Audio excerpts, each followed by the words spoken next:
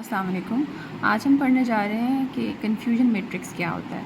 इस काफ़ी confusing topic को हम बहुत आसान तरीके से समझेंगे और इसको हम इस इम्प्लीकेशन के साथ समझते हैं कि जिस तरह से हमारे पास क्वेश्चन में आमतौर पे एग्ज़ाम में आमतौर पे क्वेश्चन दिया जाता है। अच्छा, एग्जांपल ये है कि हमारे पास कोई भी एक लेट्स अज्यूम केस है। आप कह सकते हैं कि एक पेशेंट है, ठीक है, जिसको कोई डिज़ीज़ नहीं है। ठीक है, एक ऐसा बंदा है जो ये समझता है कि वो बीमार है, लेकिन असल में उसको वो डिज़ीज़ नहीं है। जबकि साथ ही साथ कुछ सैम्पल्स ऐसे हैं, कुछ पेशेंट्स ऐसे हैं जिनको वो डिज़ीज़ है। तो ये जो आपका इस साइड पे जो डेटा नज़र आ रहा है, ये बेसिकली डेटा है एक्चुअल, यानी एक्चुअल क्या सिचुएशन है, जिसको in terms of machine learning ground truth भी कहा जाता है कि ग्राउंड ट्रूथ में आपके पास क्या सिचुएशन है। ठीक है, तो नो मतलब वो तमाम केसेस जो कि एक्चुअली नहीं एग्जिस्ट करते, जो कि एक्चुअली जिनके अंदर डिज़ीज़ नहीं है, या येस वो वाले केसेस हैं जिनके अंदर डिज़ीज़ एग्जिस्ट करती है। अब ऊपर वाले साइड पे इस मैट्रिक्स में हम लिखते हैं प्रेडिक्शन, रिस्पॉन्स। अब अगर इसी मिसाल की टर्म्स में बात की जाए कि डिज़ीज़ की टर्म्स में बात की जाए, तो यही पेशेंट्स हैं, इनने अपना कोई टेस्ट करवाया। ठीक है, जब टेस्ट करवाया तो कुछ का टेस्ट जो था वो नो आया, यानी कि टेस्ट के रिज़ल्ट्स में आया कि उनको डिज़ीज़ नहीं थी, और कुछ का टेस्ट जो था वो पॉजिटिव आ गया। अब हम इस तरह से करते हैं कि हम ये कहते हैं कि अच्छा 50 लोग ऐसे थे कि जिनको वो डिज़ीज़ नहीं थी। ठीक है, 50 लोग ऐसे थे जिनको वो डिज़ीज़ नहीं थी, और जब वो डॉक्टर के पास गए तो डॉक्टर ने भी उनको यही कहा कि आपको ये डिज़ीज़ नहीं है। तो ये तमाम के तमाम लोग जो हैं ये ट्रू नेगेटिव कहलाएंगे। अब 10 लोग ऐसे थे कि जिनको वो डिज़ीज़ नहीं थी, लेकिन जब वो डॉक्टर के पास गए तो डॉक्टर ने उनको कहा कि आपको ये डिज़ीज़ है। तो इस तरह के तमाम जो 10 लोग थे जिनको डॉक्टर ने डरा के भेज दिया, वो बेचारे बीमार नहीं थे, लेकिन फिर भी डॉक्टर ने उनको कह दिया कि आपको ये डिज़ीज़ है, उनकी आप कह लें कि रॉन्ग प्रेडिक्शन हो गई, फॉल्स प्रेडिक्शन हो गई। ये तमाम लोग फॉल्स पॉजिटिव कहलाएंगे। ठीक है, अब कुछ लोग ऐसे भी थे कि जिनको असल में तो डिज़ीज़ थी, मतलब वो तो असल में बीमार लोग हैं, लेकिन जब वो डॉक्टर के पास जाते हैं तो डॉक्टर उनको कह देता है कि नहीं, आपको डिज़ीज़ नहीं है।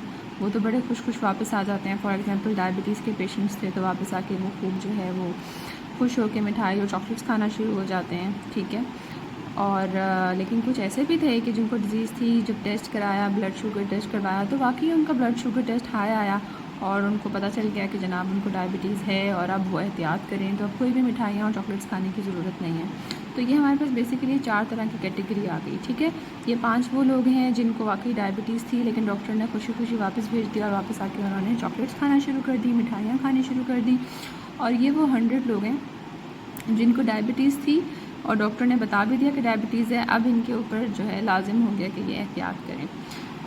अच्छा, अब अगर मैं इसको सम करूं, ठीक है, इस वाली रो को मैं सम करूं, तो ये बेसिकली जो 60 लोग बन रहे हैं, सारे वो वाले हैं जिनका एक्चुअल डेटा नो है। ठीक है, और ये अगर मैं यहाँ इस रो को सम करूं, तो ये वो सारे लोग बन रहे हैं जिनका एक्चुअल डेटा येस है। इसी तरह से अगर मैं इस कॉलम वाइज सम करूं, तो ये 55 लोग वो बन रहे हैं जिनकी प्रेडिक्शन नो है, और ये 110 लोग वो बन रहे हैं जिनकी प्रेडिक्शन येस है। अब ये हमने बड़ा सक्सेसफुली जो है ना कन्फ्यूजन मैट्रिक्स प्लॉट कर ली है। कन्फ्यूजन मैट्रिक्स को सिर्फ प्लॉट करना अहम चीज़ नहीं है, बल्कि इसके अंदर इस कन्फ्यूजन मैट्रिक्स की हेल्प से 3-4 चीज़ें होती हैं जो आपसे एक्सपेक्ट किया जाता है कि आप एवेलुएट करेंगे, और वो 3-4 चीज़ें होती हैं एक्यूरेसी, एरर, रिकॉल और प्रिसीजन। तो वन बाय वन हम इन चारों चीज़ों को देखते हैं। अच्छा, एक्यूरेसी तो बहुत सिंपल है। एक्यूरेसी के फॉर्मूले में आपके पास सिंपली जो है वो टॉप पे आ जाता है true positive true negative divided by total samples. तो अगर आप दोबारा से इस कन्फ्यूजन मैट्रिक्स को देखें तो आप ये देखेंगे कि जो ये वाली चीज़ है ना, बेसिकली जो यहाँ पर आ रही है ये, और जो ये है, ये बेसिकली आपके दोनों के दोनों ट्रू पॉजिटिव्स और ट्रू नेगेटिव्स हैं। यानी ये वो सैम्पल्स हैं जो कि बेसिकली आपका एरर नहीं है। ये एक्चुअली बंदा जो था वो नेगेटिव था और उसको बताया भी यही गया कि आप नेगेटिव हो। इसी तरह से ये बंदा एक्चुअली भी पॉजिटिव था, यानी डायबिटिक था फॉर एग्जांपल, और उसको बताया भी यही गया कि आप पॉजिटिव हो। तो जो ये दोनों वैल्यूज़ है ना, इनको आपने पिक करके फॉर्मूले के टॉप पे डाल देना एक्यूरेसी के।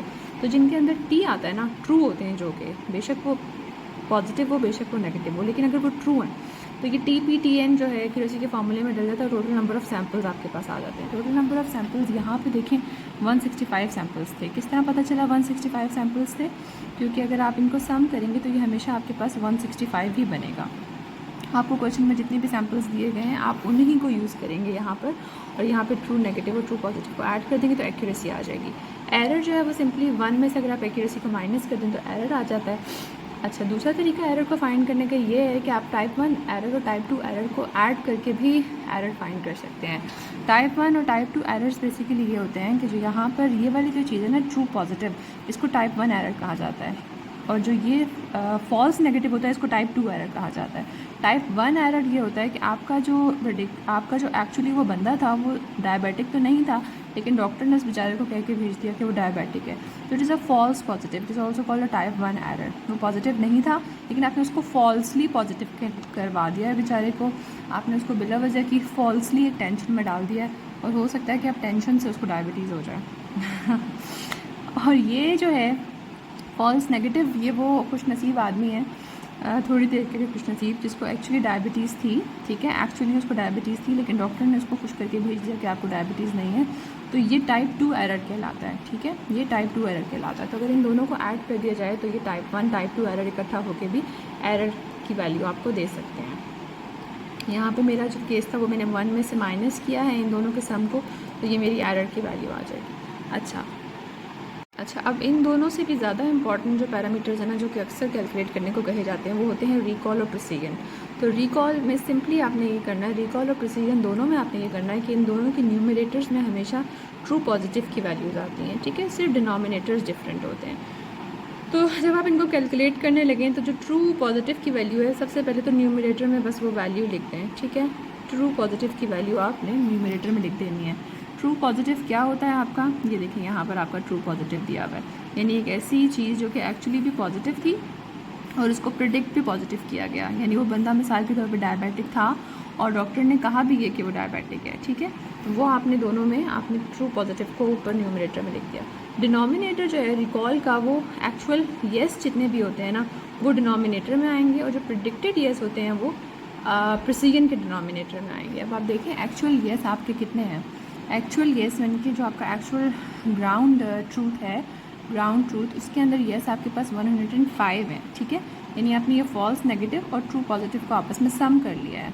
एक्चुअल येस का क्या मतलब है कि आपका जो फॉल्स नेगेटिव था, यानी एक ऐसा बंदा जो कि एक्चुअली पॉजिटिव था, मिसाल के तौर पे एक्चुअली वो डायबिटिक था लेकिन डॉक्टर ने उसको गलत रॉन्ग प्रेडिक्ट करके नो करके भेज दिया था, तो वो एक्चुअल येस था, और आपके पास दूसरा तो ट्रू पॉजिटिव यानी था भी येस और प्रेडिक्ट भी येस हुआ, तो इन दोनों को जमा करके हम जो है वो रिकॉल में डाल लेंगे, तो रिकॉल के अंदर 105 आ जाएगा और 100 डिवाइड बाई 105 0.95 आ जाएगा।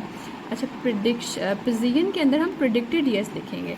प्रिडिक्टेड येस हमारे क्वेश्चन के केस में क्या है, आप ये देखें कि ये प्रिडिक्टेड वाला कॉलम है, तो ये जो आपके फॉल्स पॉजिटिव हैं और जो आपके ट्रू पॉजिटिव हैं, ये दोनों बेसिकली आपके प्रिडिक्टेड येस के अंदर आएंगे, यानी वो कोई बंदा ऐसा था जो कि बेसिकली आपका डायबिटिक तो नहीं था लेकिन उसको आपने प्रिडिक्ट कर दिया कि वो डायबिटिक है, टाइप 1 एरर का बंदा, ठीक है, जो जिसको आपने फॉल्स पॉजिटिव बनाया, जिस बेचारे को आपने बिला वजह में कह दिया कि आप डायबिटिक हो, तो फॉल्स पॉजिटिव और ट्रू पॉजिटिव ये दोनों सम होके आ जाएंगे, यानी रिकॉल में आपकी ये वाली रो आपकी डिनोमिनेटर का हिस्सा बनी है, और जो आपका प्रिसीजन है उसमें आपका ये वाला कॉलम जो है ये डिनोमिनेटर का हिस्सा बनता है। तो इस तरह से प्रिसीजन में आपके प्रेडिक्टेड येस नीचे आ जाते हैं डिनोमिनेटर में, और रिकॉल में आपके एक्चुअल येस आ जाते हैं।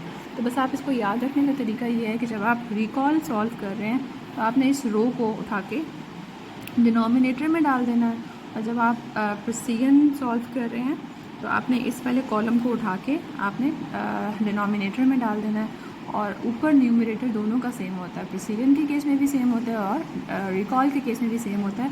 हमेशा आपके पास जो ट्रू पॉजिटिव होता है ये आपके न्यूमरेटर में आता है।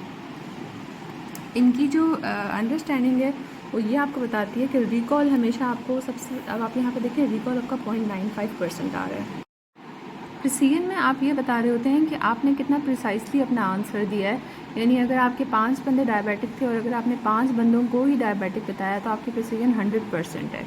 या अगर यहाँ पे देखें कि आपके पास मिसाल के तौर पे 165 का सैम्पल स्पेस था, तो अगर आपके 165 बंदे थे और आपने टोटल के टोटल जो है वो 165 आपने बताया है कि वो डायबिटिक हैं, तो प्रिसीजन आपकी 100% आ जाएगी। इसको याद करने रखने का एक आसान तरीका ये है कि आर से रिकॉल होता है और आर से रो होती है। तो जो रो है ना, इसको ऐड करके जब आप डिनोमिनेटर में डालेंगे तो आप रिकॉल कैलकुलेट कर रहे होंगे, और जब आप कॉलम को ऐड करके डिनोमिनेटर में डालेंगे तो आप प्रिसीजन कैलकुलेट कर रहे होंगे। बाकी आपने फिक्र नहीं करनी न्यूमरेटर की। न्यूमरेटर में हमेशा आप जो है ना वो ट्रू पॉजिटिव ही डालेंगे कि जो एक्चुअल सच्ची वैल्यू है, ठीक है। अगर आपको ये अंडरस्टैंडिंग पसंद आई है कन्फ्यूजन मैट्रिक्स की और रिकॉल की, प्रिसीजन की, तो आप इस वीडियो को लाइक कीजिएगा, सब्सक्राइब कीजिएगा, शेयर कीजिएगा ताकि सबका फ़ायदा हो, सबको समझने में आसानी हो। Thank you so much. अल्लाह हाफ़िज़।